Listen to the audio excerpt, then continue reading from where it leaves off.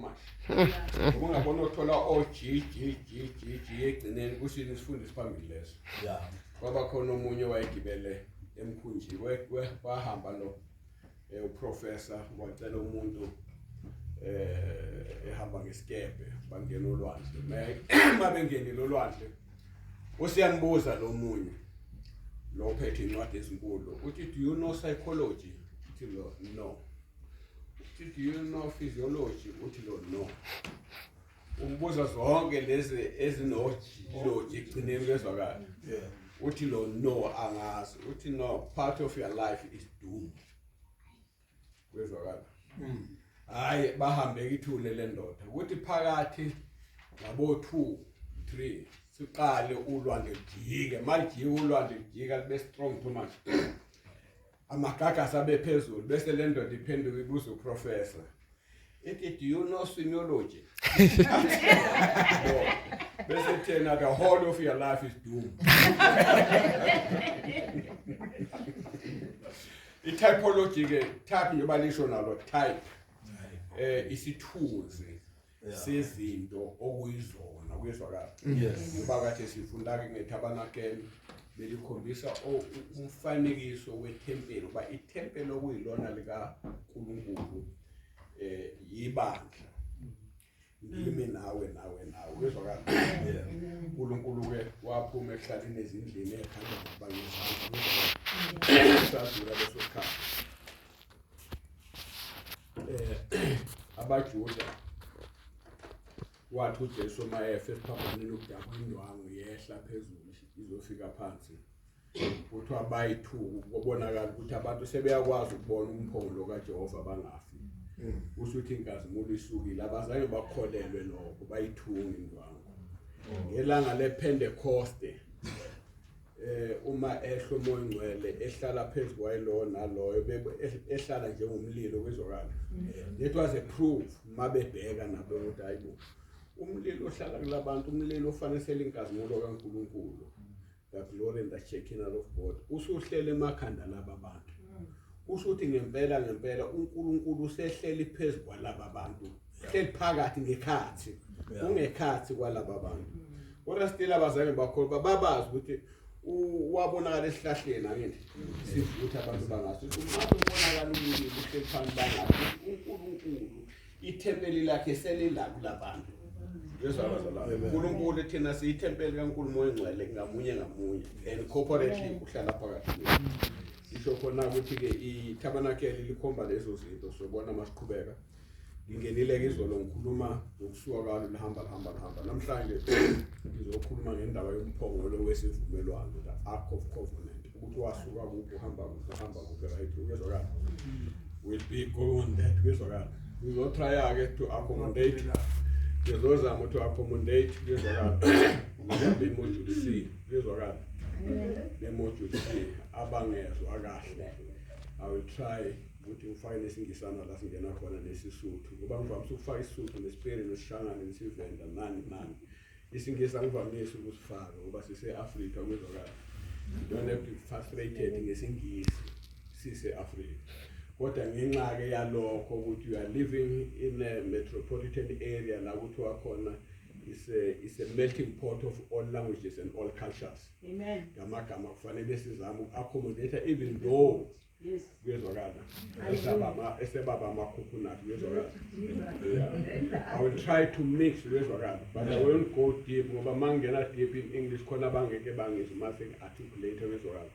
inkinga lapho. Sizama zabani. Ngizokhuluma ke with the journey of the Ark of Covenant from moving from one place right to the other. Yini ke i-Ark of Covenant. Sizongena mase senza iTabernacle. Ark of Covenant umphongolo wesivumelwano wawenziwe kanjani ofana nekhisti nebona ikhisti yabo mama. Kwakuyinto eyinjalo mahluko ukuthi ke ngoba kwakuyikhisti enjalo yayisiba nento zokuyithwala ke ngapha nangapha kwezwakala. Kodwa ikhisti angithi ivaleka phezulu yona inamahinges yona wonke namahinges okukhamisela ubheke phezulu njengebhokisi lometshisi kwezwakala. Angiliphethe babona ubhokisi lometshisi. Wawuvulekile nje phezulu kanje uvuleke ubheke phezulu bese uzothi ke isivalo sawo isona ke isivalo esasuvala sasibaphezulu sivale njengokusukuvala bezwakala wakuthiwa isivalo sawo is a seat of mercy isihlalo somusa bezwakala and then ke phakathi wona ke wawukhande wonke ukhandwe ngokhunu ukuthi bathi akhiya wakhaya ngesizulu kuthiwa yini umuthi womtholo bezwakala umuthi wa strong too much bese ke unameva ngegolide was plated with gold inside and outside wonke bezwakala naphezulu isivalo lesi the city of mercy ngapha nangapha kwakhona ngizobona man check mhlambe nigugula so kunezinto ezahlukeneyo abantu mabeveza kufanele nokuthwala abanye baveza izingodo ziphansi uyezwakala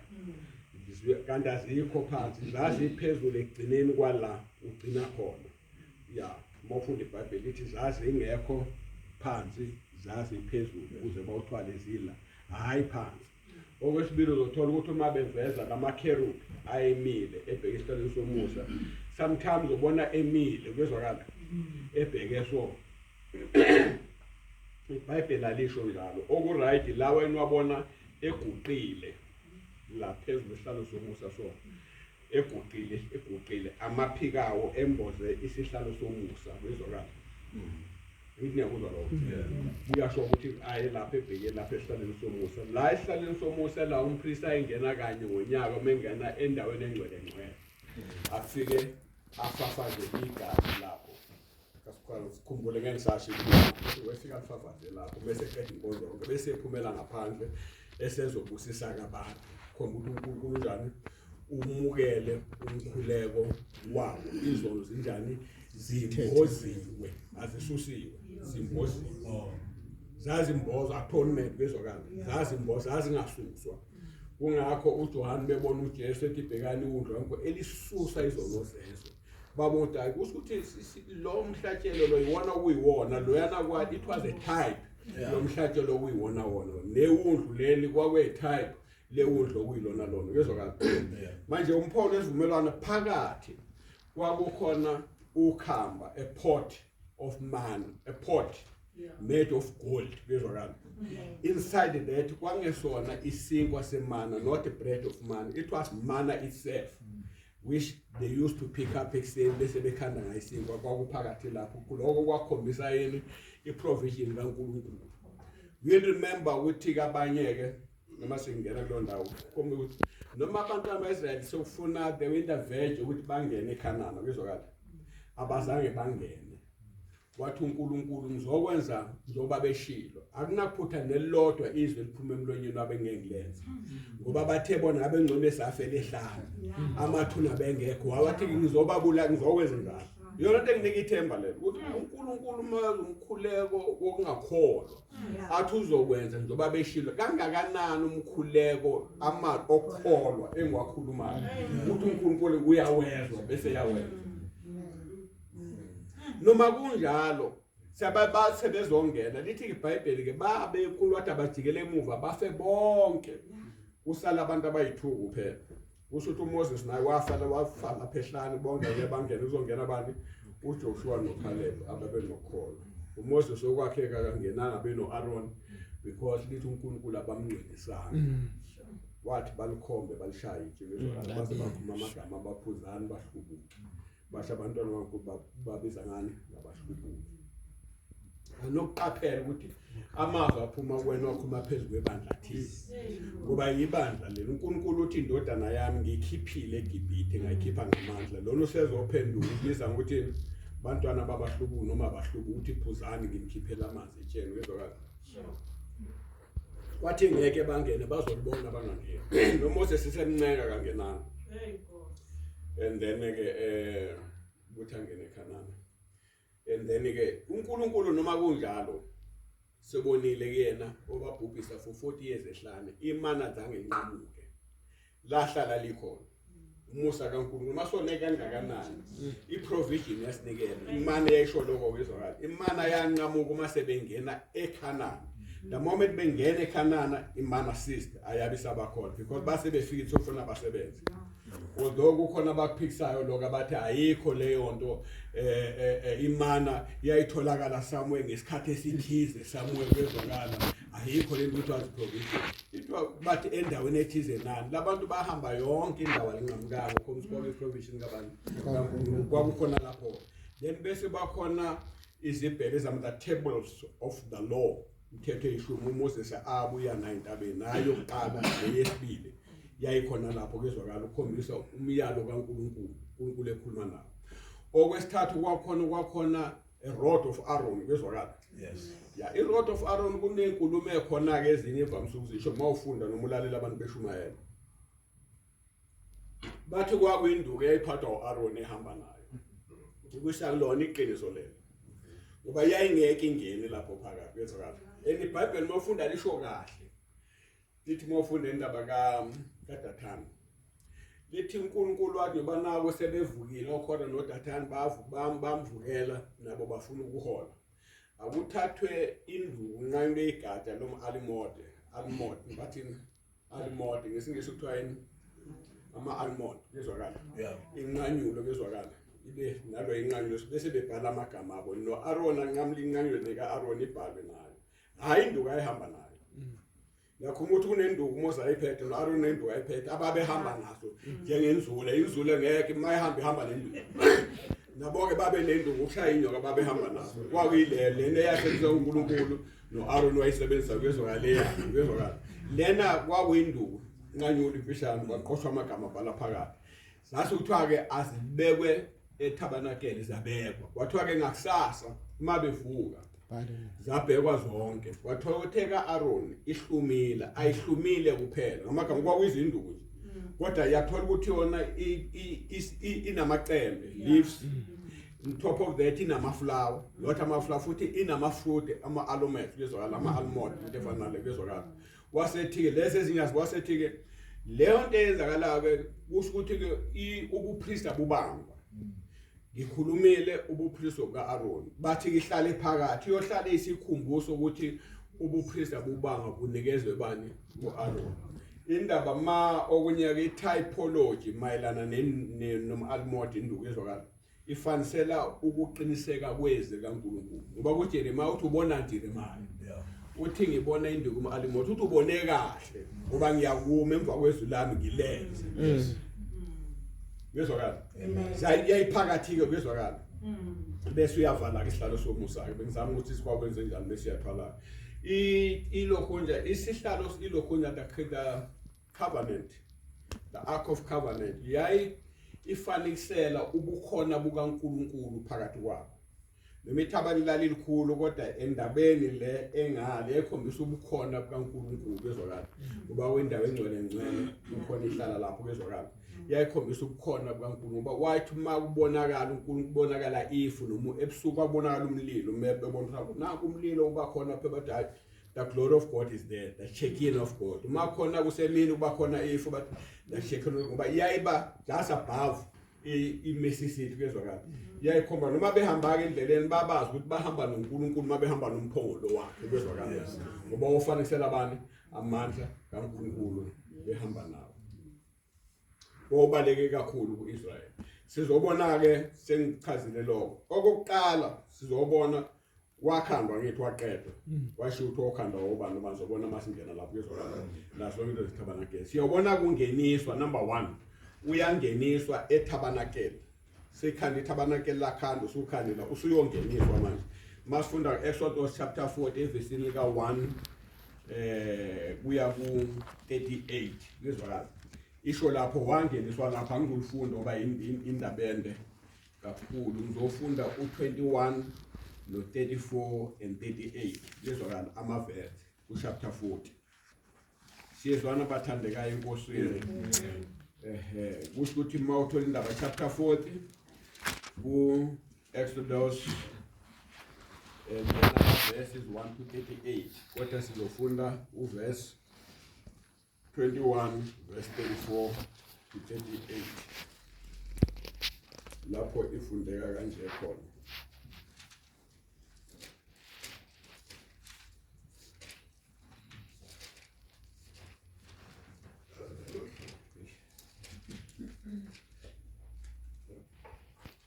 2 verse 21 wangenisa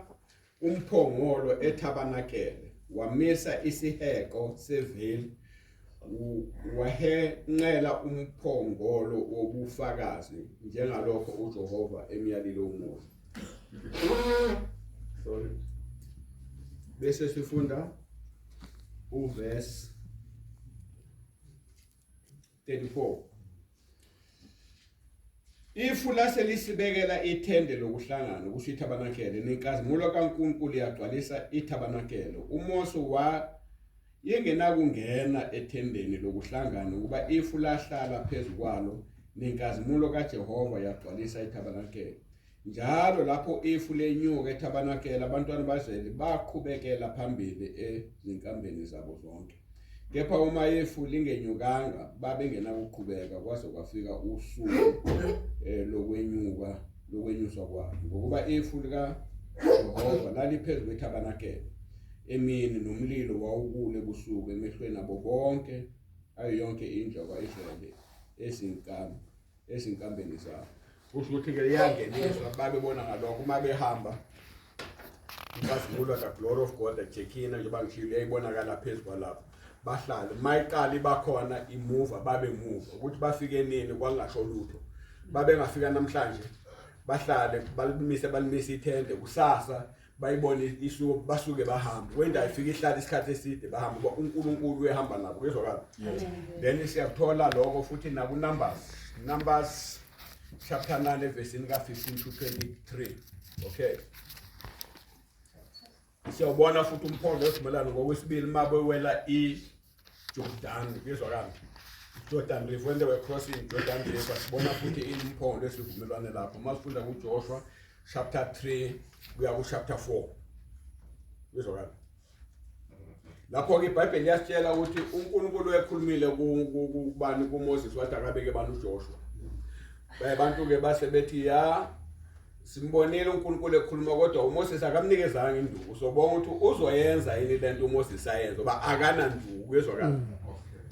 Akanani? Akana nduku. Uthe uJoshua chapter 3 to chapter 4. La between chapter 3 and 4. Uma bewela kezwakala. Lithi ke iBhayibheli uNkulunkulu uma bemtshela umobe ekhuluma umuntu ashiye bethi uNkulunkulu umekile uMoses. Ubeka uJoshua bathi abantu hayi siyawumlalela nokumlalela uJoshua on condition yokuthi njobe emgcoba nje ukuthi uNkulunkulu uzoba noJoshua njoba aye noMoses na. Kezwakala. Amen. Abantu bahlale bebona uba singagcoba senza yonke into kodwa abantu bafuna ukubona ukuthi unayo yini lento. Bangathatha izembatho zikaBishop wephethe bazembathisela kodwa abantu basothi hayi siyabona nje kodwa ke akekho la kezwakala. Lithi iBhayibheli mawuqhubeka nencwadi lithi iBhayibheli kwathi uNkulunkulu kuJoshua lalela la. Namhlanje ngizophakamisa emehlweni labantu kuze bazi ukuthi njoba ngangini noMoses nawe. Yeah. Usho uNkulunkulu ba wayebezwa mabekhuluma kezwakala. Qaphela ukukhuluma. Lithi iBhayibheli wasemtshela ukuthi yabona uzokwenza so. Lithi iBhayibheli umfula iJordan wawugcwele ukhaphaka overflowing ngesizulu kuthiwa wawudla izindwane kezwakala. Manje ke lini izulu manje ufuna bawucross lithi ke uNkulunkulu wathi yabona Joshua abantu abathatha umphongolo bawuthwala abapriest bawuthwale lemashomba abo bahambe nawo bewuthwele uma benyathela amanzi azoqala avuleke uma befika esenta bafike bama amanzi azobe sedry bese beyawela bonke abantu. Lithi ke abantu ke bawuthatha umphongolo abantu abapriest bawuthatha umphongolo kaJehova bahamba nawo. Bathi uma benyathela abapriest amanzi aqala ahlehla bathi uma befika phakathi nendawo bama nawo amanzi abangapha nangapho baphuma base beyawela abantu bawelela phesheya kezwakala. Bathi bangawela wasethi uNkulunkulu otshela uJoshua batshela abantu bathatha amatshe la kulezizwe eziwu-12 amatshe la egcineni baphume nabo babeke eGilgali ngaphesheya kezwakala abe isikhumbuzo kezwakala sort of ukuze babuze abantu lamatshe asho ukuthini. Bathi ngoba uNkulunkulu walimisa iJordan ligcwele ngapha nangapha sawela ucross sawelela ngaphesheya. Bathi bangawela ngaphesheya bathi abantu ngazwi linye ozokathinta uJoshua siqedile ngayo ngoba simbonile ukuthi uNkulunkulu ulanda uba noMoses uMoses waphakamisa induku amanzi ahamba lona uhamba ngezwi thina we are the generation yezwi la izwa siyona igeneration yenduku generation yezwi beza bawelela phesheya okay number 3 siyabona uma kuzowiswa izindonga zeJericho kuyezwakala Joshua chapter 6 Mawufunda uJoshua chapter 6 la bathi uNkulunkulu bathatha umphongolo baround nawo kuyezwakala kanye ngelanga baphinde nangelesibili nangelesithathu nangelesine nangelesihlanu ngelaka 7 bawurande ka 7 khona ke into ekhona ke lapho bese beyashawutha kakhulu ngelanga ka 7 bathi bashawuthe kakhulu lapho zizowisa indonga khona into ebaleke lapho esithola nobabe kuphethe umphongolo behamba uNkulunkulu wathi bangakhulumi ungaphumi nelilodwa izwi lomuntu wabo ngoba babekhulumile phambili laba babesukile bayale bangena baphuma bebona bathi impela uNkulunkulu ukhulumile kodwa ke labantu bazosibulala uNkulunkulu ukukhuluma kwethu ufuna siqaphele ukuba kuyaliphunzisa izwi likaNkulunkulu sure noma lizokwenza miscarriage bezwakala izwi likaNkulunkulu uma ikhuluma negatively lizwi laNkulunkulu liya miscarriage bezwakala uma sithola ngoJohana mawufunda uLuka khuluma endabeni ka Zakaria umpriest bathi wathi eyokhonza etempelini phakathi umpriest wayekhonza etabernacle on the holy place not on the holy holies wangena bafike bafaka amafutha baphindiswa bona masiqhubeka bese beshisa lempepho benza yonke into lithi iBhayibheli wathi umekhonza mephuma lalithi wathi mekhonza waqhamuka ingilozi yamtshela yathi lalela la umkakho uzokhulelwa uElizabeth athola umntwana lona ngazange akholwa bawesemdala wathi ngoba ukholwanga awuzukhuluma wathi umephuma akabangesakhuluma wakhuluma nje ngezandla so waqedwa wathi mhla esekhulelwe lo umezothola umntwana babuza uMaria umntana wakho uzoba babuza uElizabeth ubani igama lomntwana wathi uzoba uJohn bathi ungambiza kanjani uJohn bakekho kwifamily bofuna ukuthiwe uZakaria bayeka base beya kuZakaria uZakaria waseyabhala isiledini ukuthi ubani sezwana wabhala lona lelo gama wase siyaqala yavuleka ini umlomo wakhuluma umuntu eyenza ukuthi avale umlomo uNkulunkulu wazi kahle ukuthi uma ezokhuluma unkosikazi wakho uzothola imiscarriage uzoleqa iziko lokwezwakala aleqa izilo impela ngeke umthola umntwana ongazange weqiziwa ngithi uzokweqiziwa ahlala uma umama ethi ayikho into engayiboni kahle noma kade sedlulelwe izinsuku zakhe semdala kwezwakala engasayenza ukuthi zakhe kodwa mede hayi ukukho into engayizwa kahle engayibona phela laba sebebasha babona ngoba beye emfuleni kwezwakala babona ukuthi ikhonto eyenzekile manje uzobona awu nangathi ngiphathwa ukuthi angiphalaze yindaba kwenze njani uyindaba ukuthi uphalasa kwenze njani ayingizwa nginesifufu ngiyafudumala so but hayi kwenze njani amasign labayazi ke abantu ukuthi makunjalo fika nokwezela sokuthonga ukukhulu kodwa hayi amasign omuntu okhulelwe le athi amhlanga sona ngathi ngikhulelwe bese sethi hayi wena angeke ukhulele umdala kangaka bese esithola imiscarriage noma esebambile kwezwakala wamvala kumlomo wathi ame njani angakhulumi sizwa nalapho bawuranda bazange bakhuluma kwezwakala izagcina ziwile ngoba bazokhuluma ukuthi awu bahambe besaranda bokuqala bazokhuluma ukuthi awu wawayibona le ndaba izinto ezingakuthiwa zazi imfundo zitshela ukuthi imoto ezazingahamba zibe yi4 phezulu 7 phezulu bezwa ngendlela inkulu ngayo bathi wawayibona le ndaba udongo lingawa nje uranda kuphela sure bathi hayi bahambe bakhulumela ngalokuqala ngelesibili baphinde futhi kwezwakala uma ngelesithathu bathi awu icrack yona uyayibona nje lengamba mnebheka icrack akho ngakho ke izwi likaNkulunkulu njani alisaphumeleli but the moment ukhuluma into iqalisa phansi angithi umuntu mayikhulelwa athola imiscarriage nge3 months uma phinde sekhulela kaqala kwi4 months uqala kuyibani 1 month nawe makathi usuku into engathisa kahle wakhuluma negatively uzoqala ka sure lo 7 days kwangeke 7 days kwezwakala wazo nge3 days aphinde baqale phansi kwezwakala uNkulunkulu abavala imlomo bangakhulumi bahamba ke nomphongolo uNkulunkulu bazawa ke izindonga kwezwakala okwesine manje angithi eMount Ebal kuyezwakala eMount Ebal la bafike bamakhona siyawubona umphongolo esivumelwano masifunda uChapter 8 encwadini kaJoshua chapter 8 evesini lika 30 uya ku 35 kuyezwakala base bengenile lapho sebese kuphi bangena entabeni eMount Ebal kuyezwakala Joshua chapter 8 evesini lika 30 to 35 kwathi ivesi elikahle u33 chapter 8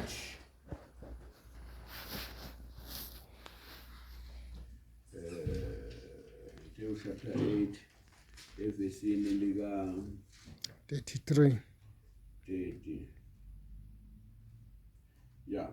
angizowafunda wonke kodwa ngizofunda bani u33 bonke abantu abakwa-Israyeli namalunga abo nezinduna zabo nabahluleli babo babema ngalapha nangalapha komphongolo phambi kwabapristi babaLevi abathwala umphongolo wesivumelwano sikaJehova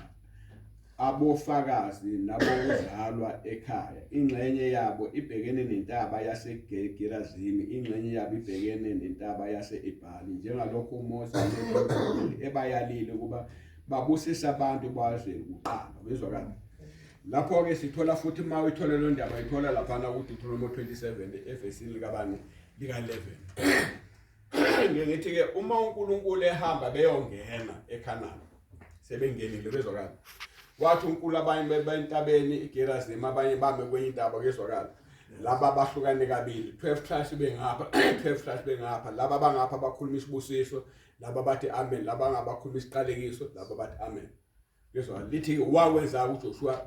ukhona umphondwano wesivumelwano kezwakala belapho benza leyo ngoba uNkulunkulu wayekhona kezwakala bakwenza lokho belovuni bekhona uNkulunkulu is there then manje bazotshala bona kule ndaba yakuyona khumbulani ukuthi le ndaba le yayine bayaye uNkulunkulu wathi uzoyichitha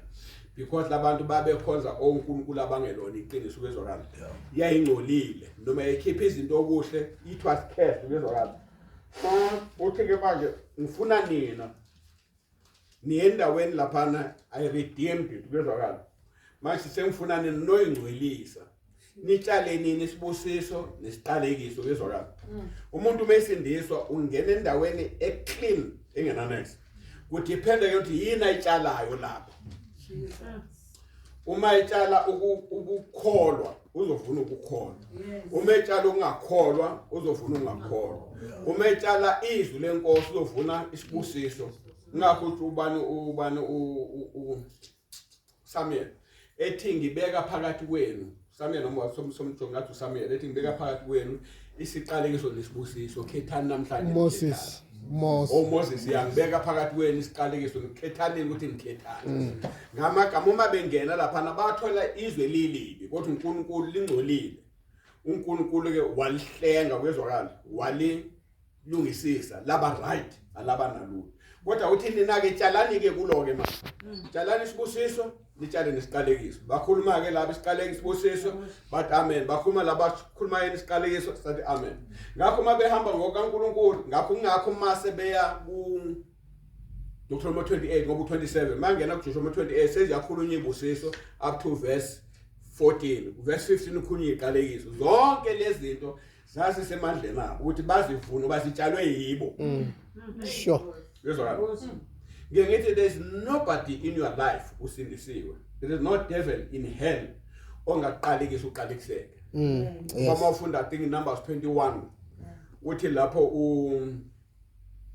kubanile lendoda le yayumprofeti uBalaam ethunywe uBalak uthi akekho ongaqalisa lapho uthi abaqalekiseki abalumbeki yezwakala uthi ubani ongaqalisa ababusiswe ubani uJehova yezwakala ngamagama ungasiqala uthi ke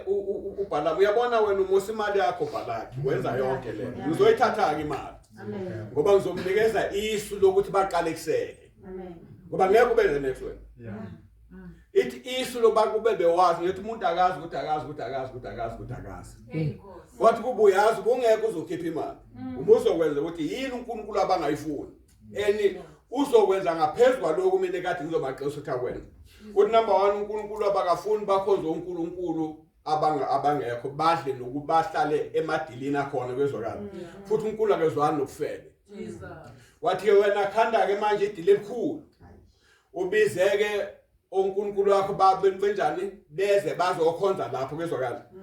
ubameme kulelo dili kezwakala okwesibili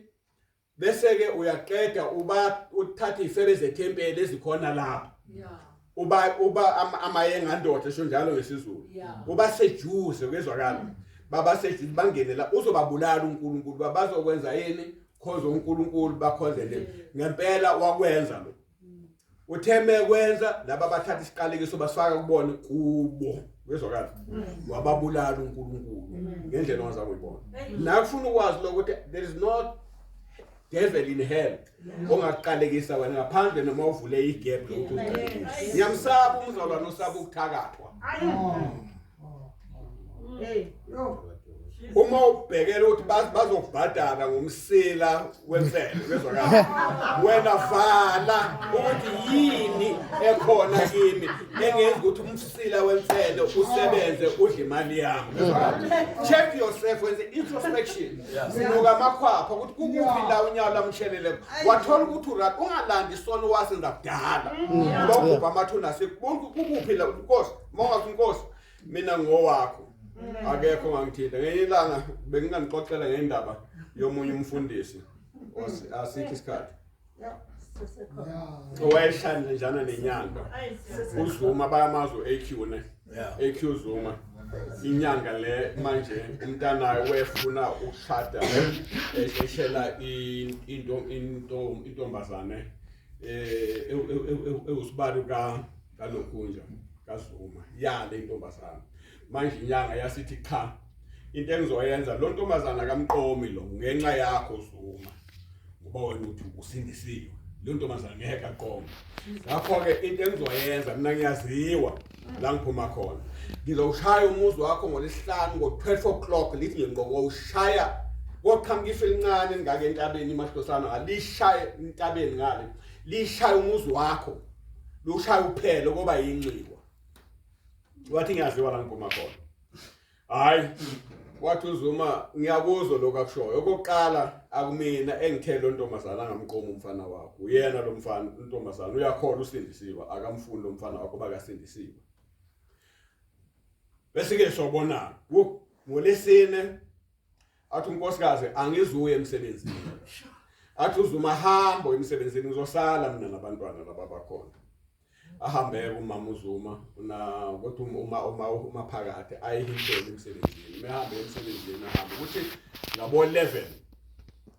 uZuma ngena akhuleke athi inkosi lenyanga ishili yaziwa la iphuma khona ukuthi iyababulala abantu ishili yaqeda wathi mina ngiyena walenyanga ngingowakho ngeke ngenze lutho wangena endlini wahlala wathi masithi 11:30 ethi uyaphuma uyabheka lapha walibona ifu uqhamuka phezulu entabeni wathi inkosi ngiyalibona ifu nalo eqhamuka nje kwishili inyanga wangena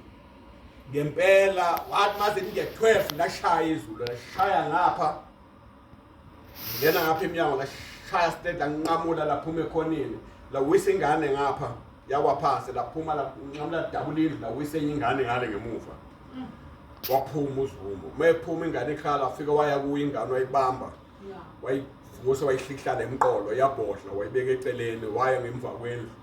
wahlikihla lenye lemqolo wayihlikihla yaphakama yabhodla wabuye wase yabheka wathola lenyanga ihleli ibheke ngakuye ibheme inqabe yabheka uthi so uthi ngama ngayikhomba ngomuno uthi ngangena ngambonga ngathi ngiyabonga Nkosi ngiyabonga kwakule singaku lesihlanu kwamgqibelo bahlala ngesonto yahamba ithiya ebholeni yayinyanga ilaphi club yabuya beyithwele mabe buya beyithwele bayisesibhedlela Monday bafika esibhedlela bahle umuntu ushile konke la ngaphakathi ushiswe yini ngoba yonke phakathi ibinda amaphaphu amathubu ushile ushiswe yini lo muntu kuso lesikhathi ishaya ngale ishaye kuhle manje ayatrigeka mayese yangale kwathola ukuthi itrigeka ngoba leyana umnye weclub ungalo umcuphile yavele yatrigeka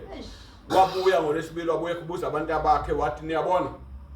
ngihambile ngisebenze ngalezi zami izandla akekho umuntu owake wangihlula nje wathi niyabona lo mfundisi uZuma lo wakaswayimani umthakathi anomesaba wafa emva kwalokho awuthakatheki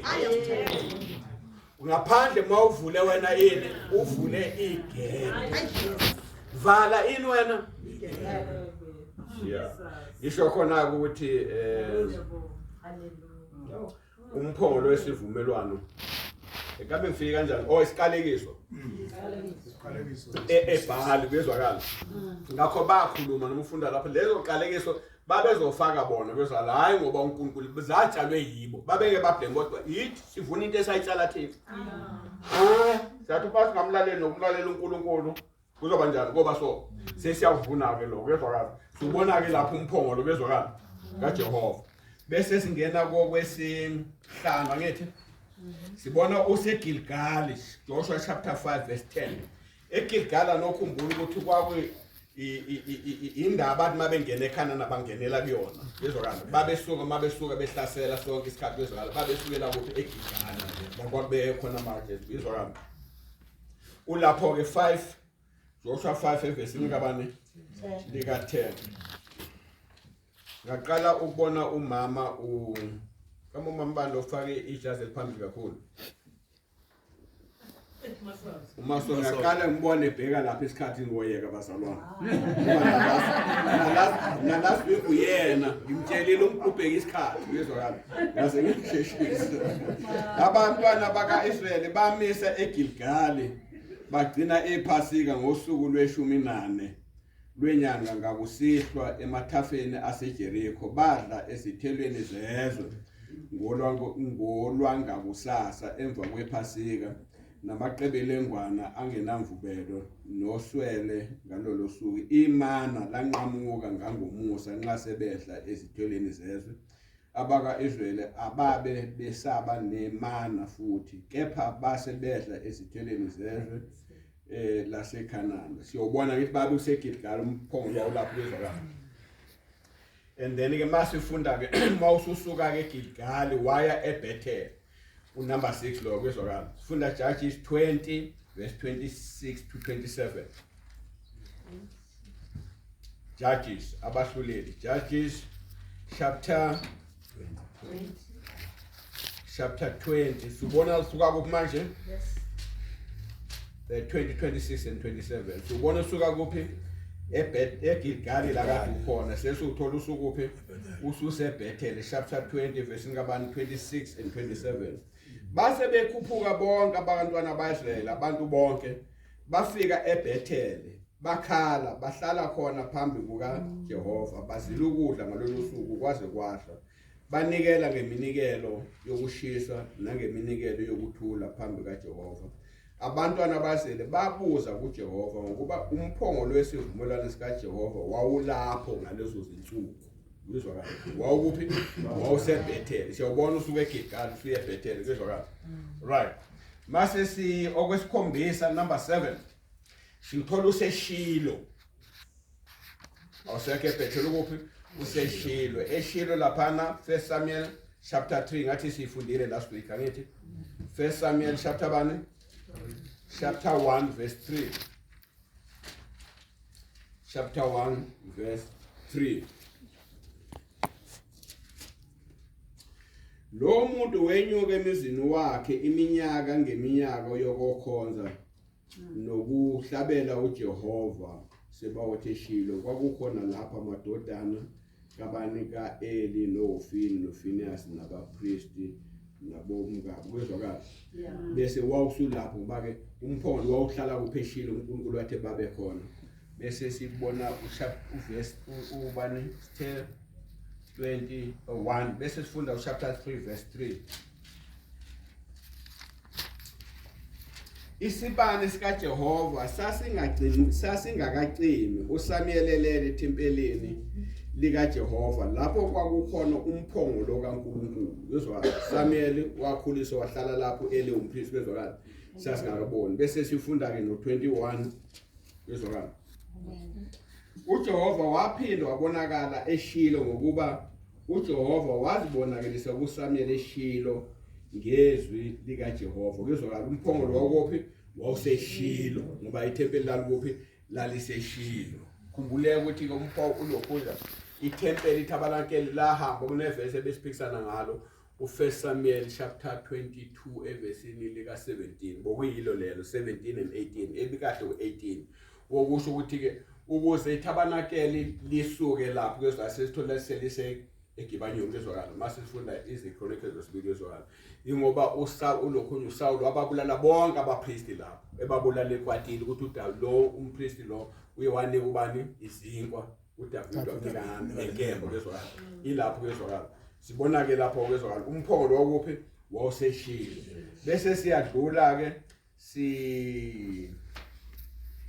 wabusuthathwa ke amaFilister kezwakala mawufunda indaba ku1 Samuel chapter 4 verse 1 11 and 17 ila amaFilister elwa nobani noIsrael bese ayi ngoba sesiyahlulwa siyabaleka kezwakala khona ofini lapho nomfana wakhe kezwakala abantu athi uNkulunkulu uzobabulala ngoba uyise engabakhuzanga kezwakala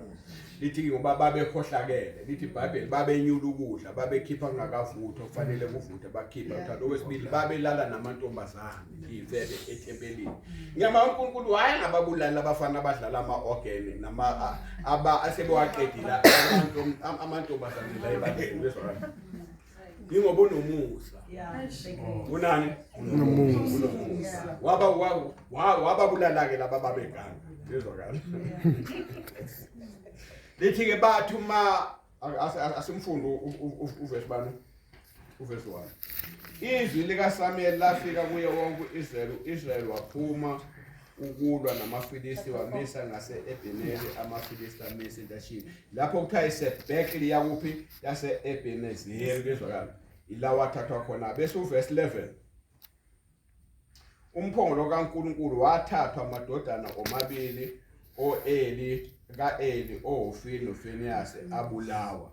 verse 17 owaletha umbiko waphendula wathi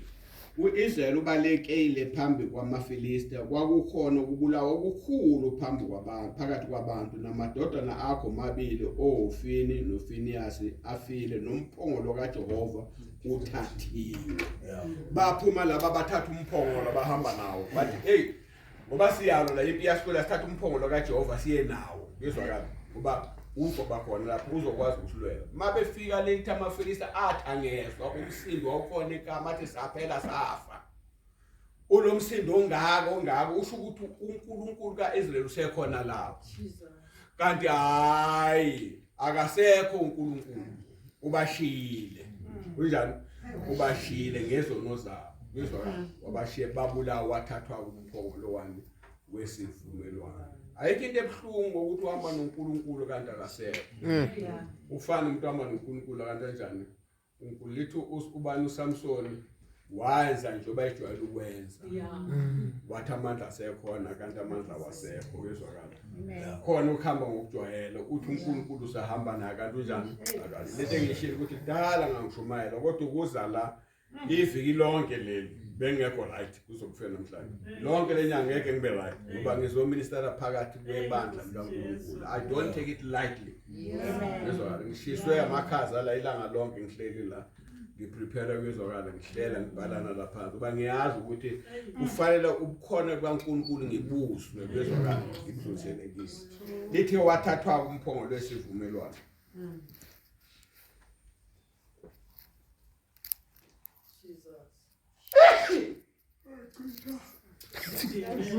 Angiyona ingane mfowethu.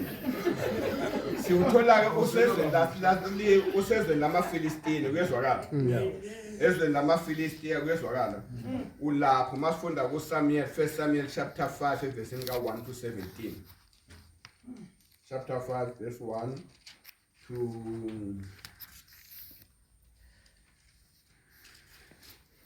what is supposed to be not yeah, not 17.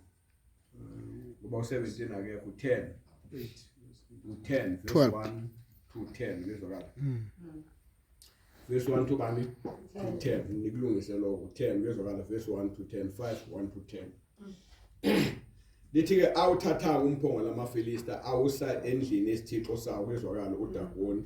Lithi ke athi ayawubeka lapha ethempelini kaDagoni loyifundela indaba niyazi ngithi wavuka unjani unqamukile umile phansi ngaphambi kwakusasa wavuka unqamuke ikhanda bavuka bammisa but kwenze njani madoda akakaza yenza uDagoni le ndaba kanti uDagoni uyavuma ukezwakala elithi iBhayibheli is uJesu wanikeza igama eliphakeme na wonke amagama emhlabeni ngaphansi mhlawumbe wonke amadoda avuke nezilimi zivume naye uDagoni wathi angikwazi ukuma ngaphambi kompholo kaJehova waguqa bamvusa wama bathe bemmisile bathi bafika ngasathi bamthola ikhanda lilapha nenyawo zilapha baboda kuyabhela akubanga ke lokho ke kuphela ukezwakala kwabe sekungena abantu bashaya amathumba boys ukezwakala baba namathumba yonke indawo waba namagundwane amakhulu afanele ungabonisa amakhulu amagundwane la agcwala abadla abantu abadla inyawo abadla izindleba abadla amakhala abaqeda bakhala abantu ukezwakala awuthoda hayi lento yenzeka ayikaze yenzeke ukezwakala uNkulunkulu obashayayo uphongolo kaJehova kuwo wahamba ke uhlala endaweni ezi3 indawo yokuqala verse 6 wahlala eAshidodi ukezwakala indawo yesibili verse 8 wahlala eGadi lawo ke amuthi izizwe lezo angithi amaFilistiya ayinamakhosi ehlukene ukezwakala ehlangene amakhosi awu5 manje usuka kulo bamsusa kulo ukezwakala wasuka lapho eGadi verse 10 waye eEkron ukezwakala wafike wahlala khona masifunda ke uverse 6 ya chapter 6 verse 1 kuthi umphongolo kaJehova wawusezweni lamaFilistiya izinyanga ezisikhombisa wahlala lapho for 7 months ukezwakala bewususa bewusale bawususa ngoba uyabashaya labo bathi asusele mhlambe ngeke usishaye bawususe lapho kuphile something ukezwakala uma sifunda ke okwesi number 9 ukezwakala number 9 la usubona ukhona sifunda Samuel chapter 6 verse 18 to 20 ukezwakala verse 1 to verse 18 to 20 ukezwakala kodwa verse 18 engimthanda kakhulu ukezwakala 6 ngibonile ukuthi wawuhleli amaFilistiya from chapter 1 chapter 5 ku chapter 6 masifunda 18 to 20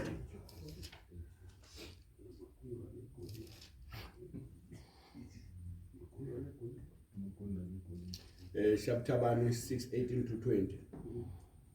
uqala lapho ukuthi ke umbasebenze asifunda 17 lawa angamathumba egolide sokuyeka lokho ngizofundela ngosuku lapho kezwakala bese ukuthi ke ukhulume lapho ke ngifuna uverse 18 namagundane egolide ayengomumo wemizi kezwakala eyayikhona lapho ngaphandleni bese lithi ke yamakhosi ayisihlanu imizi ebiyeleyo nemizana yasemaphandleni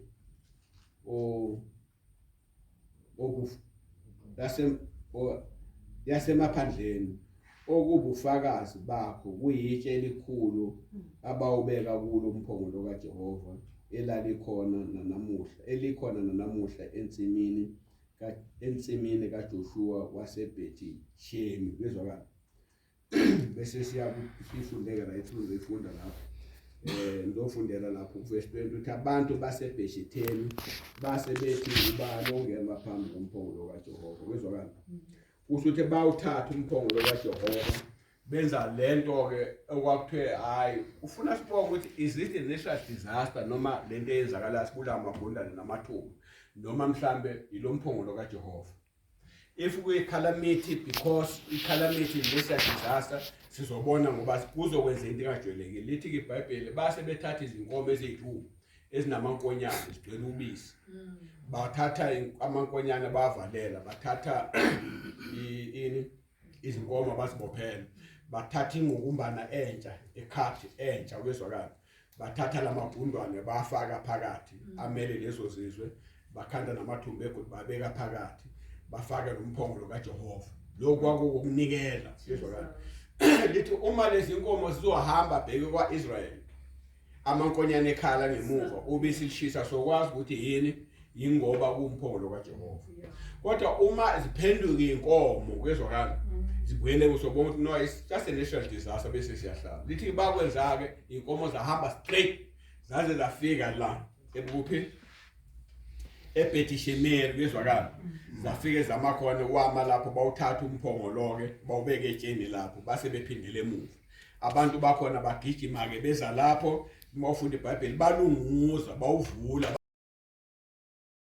ikhuluma ukuthi ke uSawuli walanda umphongolo kabani othi sifundi njobani chapter 14 verse kabani 8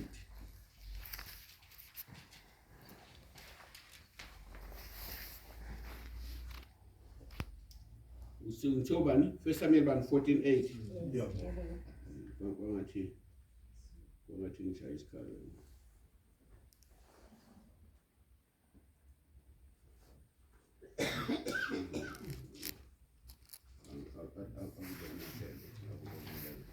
amanotha amazi ukuthi ngwabekephi manje angazi kukhona imistake encane lapho asiyeke chapter 14 verse nothi lika 8 lika 18 lika 18 angazi ngithatha ku8 lika 18 uSawuli wathi kuAhila letha umphongolo kaJehova ngokuba umphongolo kaJehova wawukhona ngaleso sikhathi kwabakwaIsrayeli bezwakala lelo uma ufunda kwenda ama-commentary athi kwangewona umphongolo ngoba siyazi ukuthi uSawuli ubuse zobona masiya phambili ubuse isikhathi sonke esikaSawuli umphongolo wawungekho bezwakala wawungekho kwaIsrayeli zobona maqhubeka siya phambili bezwakala ngakho engathithi la kwakuyi-import bezwakala ingubo yamahlombe bezwakala ayiletha babuza ke bezwakala manje lo ebhalala ngathi kwabakhona ukuphambana lapho nani ningahlolela lo bezwakala libonga ukuthi uSawuli uhlanganaphi nomphongolo bayena wawungekho lapho wawule right siyobona kusethendeni likabani oka11 lo kangithi usethendeni lika David masifunda Samuel chapter 2 verse lika 6 nabase 1 Chronicles 13 verse 1 to 14 asifundeke 2 Samuel chapter 6 sisamsana makhola khona esikutholayo uDavide wabuye wabutha bonke abakhethiweyo bakwaIsraeli izinkulungwane ezingama-30 uDavide wahamba nabo bonke abantu babenayo basuka eBhali Juda ukwenyusa khona umphongolo kaJehova obizwa ngegama lona igama likaJehova ohlala phezu kwamakherubhi bawuhambisa umphongolo kaJehova ngenqukumbana entsha bewukhipha endlini ka-Abinadabi eyayisegqumeni bezwakala bese neyifunda ke yonke lo ndaba bezwakala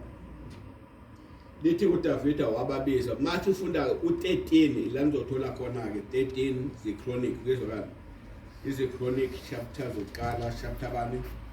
chapter 13 the-Chronic chapter 13 verse 1 to 14 ngizofundela to 14 uDavide welulekana nezinduna zezizukulwane nezamakhulu nabaholi bonke uDavide wathi kubo kulo lonke ibandla laseSawuli uma kukuhle kini uma kuvela kuJehova uNkulunkulu wethu masihlakazeke sithumele kubafowethu abasele ezweni lonke lakwaIsraeli kanye nabaphristi nabalevi emizini yabo enamadlelo ukuba babuthane kithi sibuyisele kithi umphongolo kaNkulunkulu wethu ngokuba asiwufunanga ezinsukwini zikaSawuli bezwakala uSawuli ubuse almost 40 years umphongolo kaJehova wawungekho lapho ngakho ishayisana le ukuthi uSawuli wayesewuthatha ngoba uzange bekhona ekhaya uDavide yasuthi wathi abawulanda bezwakala wathi abawulanda sizwana bazalwane ngakho ke wahlala uDavide ke wenza iphutha elikhulu kakhulu bezwakala sizobona ngoba mawusuka ethendeni kaDavide ukhandela ithenda ubeka lapho wahlala lapho umphongolo bezwakala wabulala ke uUzi indaba ukuthi khona izinto esizenzayo ezika senze njengeizwe bezwakala senze nabathi ireligion ithi kamele religion isho ukuthi is a man's way trying to find God.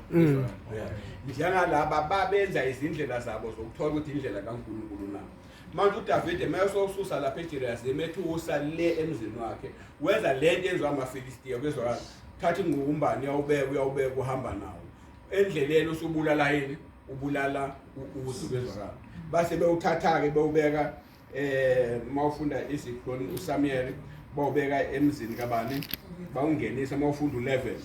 umphongolo u611 umphongolo kaJehova wahlala endlini kaObedi-Odemi umgedi izinyanga ezintathu uJehova wambusisa uObedi-Odemi nendlu yakhe kwezwakala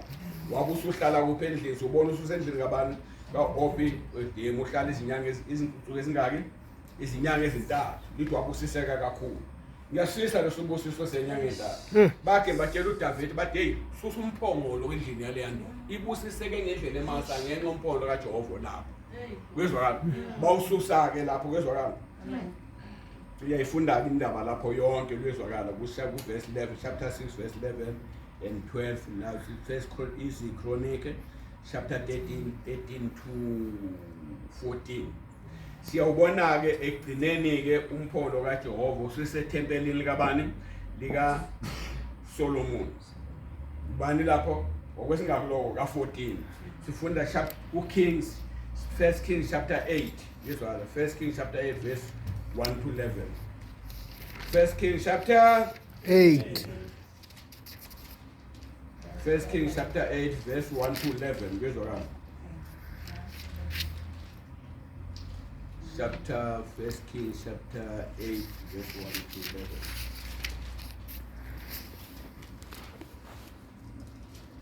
11 ngizofunda u6 kuyezwakala abaphristi bawungenisa umphongolo wesivumelwano sikaJehova endaweni yawo egumbini lendlu indawo engcwele phansi kwamathiko amakherubhi kuyezwakala babebeka amakebenza lapho kuyezwakala ilasithola khona ukuthi abantu abaphristi abazange besakwazi nokwenza njani nokukhonza esakubona lesikhathi ungeniswa ngale uMoses kuyezwakala lithi kwaba khona ifa ababantu besakwazi ukukhonza nangapha mawungeniswa etempelini abaphristi behluleka ukwenza inkonzo yabo kuyezwakala bahluleka ukwenza inkonzo yabo wawusu ila wagcina khona emva kwaloko awubange usaba khona awazi umphongolo ngoba uNebukadnezar mesehlasela ngonyaka ka 587 BC 587 BC ehlasela iJerusalem ediliza ithempeli nayo yonke into awutholanga umphongolo awutholakala izinto athola izitsha ezingcwele lezi ahamba nazo wazisa indodana yakho Bhelishazari esedakiwe lithi wathi bese wathi akuze izitsha esingawumphongolo izitsha ezasebenza kwezwakala azophuza ngazo kwezwakala lithi wabona isandla sibhaliwe ubone sithi mene tekeni uFarasini lithi ngalobo busuku lobo wangena bambulala kwezwakala waphuma umbuso kuNebukadnezar washiya kumaMede nakumaPheresiya kwezwakala emva kwamaMede namaPheresiya isikhathi amaPheresiya mawufunda kuEzra la waqala khona ithempeli ke uZerubhabheli ebuyele emuva leli thempeli alenza elabe seqedela uHerod kwezwakala awuzange ube khona umphongolo uJesu ufika njena ekhona engena ethempelini ephuma umphongolo ezivela ukho namhlanje wathi ngo7 bani 70 AD malichithwa ithempeli lachithwa kodwa umphongolo wawungekho vele lapho ube ithempeli laphela lapho sele iwailing wall iphele khona kodwa umphongolo ukho uma ufunda ke izindaba nabo uma ufunda uJoshua fakhe uJosephus uyasho ukuthi wanyamala lapho umphongolo uJosephus is one of the highly respected Jewish historian bezwakala ukhuluma ngendaba zakhona uthi awuzange ube khona umphongolo ukuze bemanje subonile umphongolo ngithi uhambe izigaba ezingaki 14 inkosi imbusise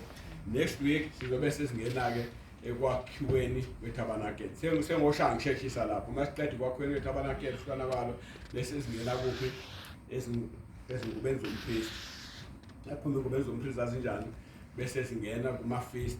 bese singena nakuphi nakuma sacrifices mhlambe ngizohlala kuma feast isikhashana masingengihlala masiko kodwa ngizohlala kuma feast ama feast ayakhuluma kwezwakala kuba kunonto ezikhuluma ukuthi ngempela ngabe iphasika lali nini kanjani kodwa ngama feast liyasitshela ukuthi lento eyenzeka leyo 3 days nani kwakwenzeke kanjani, nkosi